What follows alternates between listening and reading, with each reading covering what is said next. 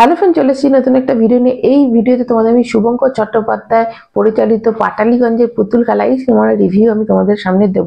প্রথমেই বলে দিই, এই সিনেমায় কিন্তু এই যে পুতুল খেলা এই কথাটা কিন্তু একাধিক অর্থে ব্যবহার করা আছে। একটা তো আছে পুতুল খেলা অবশ্যই আছে, এবং এই যে বর্তমানে যে রাজনৈতিক পরিস্থিতিতে প্রত্যেকটা মানুষ যে একটা পুতুলের মতো হয়ে গেছে এবং জাস্ট খেলায় খেলছে, এবং যে হাজবেন্ড বিবাহিত বিয়ে আসার পর যে তার ওয়াইফের হাতের পুতুল হয়ে যায়, এরকম বিভিন্ন কিন্তু অর্থে ব্যবহার করেছে। এই সিনেমাটি মানে বেসিক্যালি একটা ভীষণ সুন্দর কমেডি উইথ সিরিয়াস একটা গল্প, এবং এর মধ্যে কিন্তু একটা সুন্দর গল্পও আছে, তার সাথে কিন্তু দারুণ একটা কমেডি আছে। গল্পটা যদি তোমাদের আমি বলি, দেখো সোহম এবং এই দিতিপ্রিয়া, এদের নাম আছে গোপাল এবং রায়। এরা কিন্তু এদের একটা মিষ্টি প্রেমের একটা গল্প থাকবে, মানে অনেকটা অ্যারেঞ্জ ম্যারেজ প্লাস লাভও থাকবে, আবার অ্যারেঞ্জ করে করা হবে।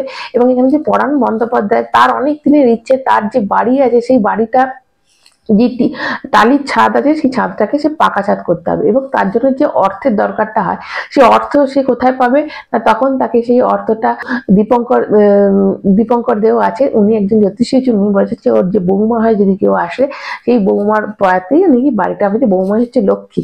তো এবার সেই বৌমা খোঁজার হয়, এবং বিয়ে করে যখন ওই দিতিপ্রিয়ার সাথে একটা খুব সুন্দর প্রেমের গল্প হয়। এটা খুব সুন্দর গান আছে, অনুপমের ভীষণ সুন্দর একটা গান আছে, গ্রাম বাংলার সঙ্গে টাচ করা। তাছাড়া এখানে দুজনের মধ্যে একটা মিষ্টি প্রেমও দেখাবে। এখানে কিন্তু শুধু দিতিপ্রিয়া এবং সৌমের জুটি কিন্তু না, এখানে আরেকজনের রোমান্স আছে, পরাণ বন্দ্যোপাধ্যায় এবং তনিমা সেনেরও কিন্তু একটা রোমান্স বেশ দেখা যাবে, এটাও একটা জুটির মতো দেখা যাবে।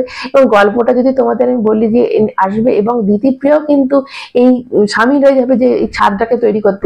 ছাদটা করতে যে যেরকম পয়সা লাগে, কিন্তু দিতিপ্রিয়ার যে হাজবেন্ড হচ্ছে, মানে এই সোহমের যে ক্যারেক্টারটা, সে তার বাবার কথায় বাবার হাতের পুতুলের মতো থাকে, বাবা যা বলে তাই করে। সে একজন বেকার, কিন্তু সে পুতুল, তার একটাই প্রতিভা যে সে পুতুল খেলা দেখায়। তো এবার পুতুল খেলা যারা দেখায় তাদের সামাজিক দিকটাও তুলে ধরে, যেতে তাদের এই যে সেকেন্ড এবার এই যে গল্পটা, তার মধ্যে কিন্তু ফ্লোতে এবার নেক্সট ইয়েতে ঢোকে হচ্ছে রজতাভ দত্ত। যে রজতাভ দত্ত একজন রাজনীতিবিদ, যে ভোট চেয়ে বেড়ায়, যখন বাড়িতে আসে তখন দিতিপ্রিয়াকে দেখতে পারে। এবার তারপরে দিতিপ্রিয়া কি করে তার শ্বশুরের ছাদ, মানে তার নিজের বাড়ির ছাদ তৈরি করতে পারে এবং শ্বশুরকে গিফট করতে পারে, যে ছাদটা দিয়ে এতদিন ধরে শ্বশুর যে চেয়েছে, পরাণ বন্দ্যোপাধ্যায় যে ছাদটা তার দরকার, তো সেই ছাদটা সে কি করে আদৌ কি করতে পারে না করতে পারবে না, কি করে সে করবে, কি কি পরিস্থিতির মধ্যে দিয়ে যাবে, এই হচ্ছে পরিস্থিতিটাই হচ্ছে এই পরিস্থিতি, সেটাই হচ্ছে সিনেমার মানে মেন রসদ। এবং গল্পটা এতটাই সুন্দর, এত সুন্দর কমেডি আছে এখানে। পরাণ বন্দ্যোপাধ্যায় মানে আলাদা করে কিছু বলার নেই, যত মানে এরও সিনিয়র আর্টিস্টদের কখনো এরা জানে যে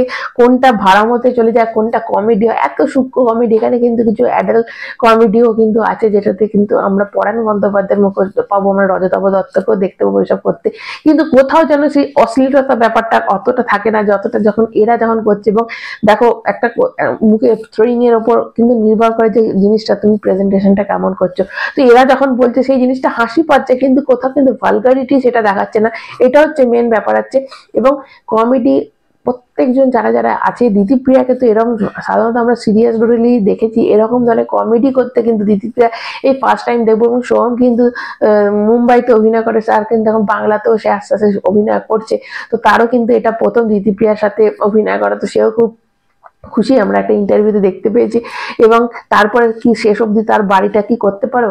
এবং এখানে কিন্তু বর্তমানে যে তিনটি রাজনৈতিক দল আমাদের পশ্চিমবঙ্গের ওপর রাজত্ব চালাচ্ছে, এবং সাধারণ মানুষকে যেমন ভাতের পুতুল তৈরি করছে আর কি, তারা নাচাচ্ছে, তো সেই দিকটা এত সুন্দর করে তুলে ধরা হয়েছে, একদম বাস্তব জিনিসগুলোকে তুলে ধরা হয়েছে।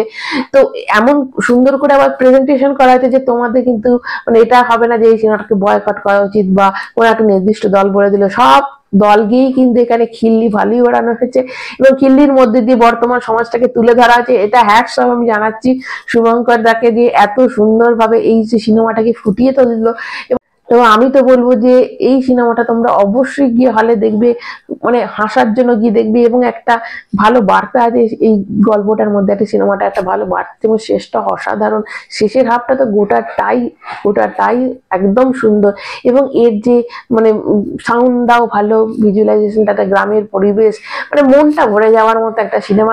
এবং এক্সট্রা পাওনা তো রজতাভ দত্ত, এক্সট্রা পাওনা যে পরাণ বন্দ্যোপাধ্যায়, তাদের যে অভিনয়, মানে কি দেখো, এখানে হিরো বলতে তোমরা এখন দিতিপ্রিয়া বা সোহমকে বলতে পারো, কিন্তু মেন হচ্ছে এখানে পরাণ বন্দ্যোপাধ্যায়। অবশ্যই এইসব মানুষদের অভিনয় কি ফুটিয়ে তুলেছে তোমরা। তো আমি তো বলবো অবশ্যই তোমরা এটা হলে গিয়ে দেখেছো, হলে দেখবে, তারপর তোমরা বুঝতে পারবে জিনিসটা কি, তোমরা কি দেখতে পেলে।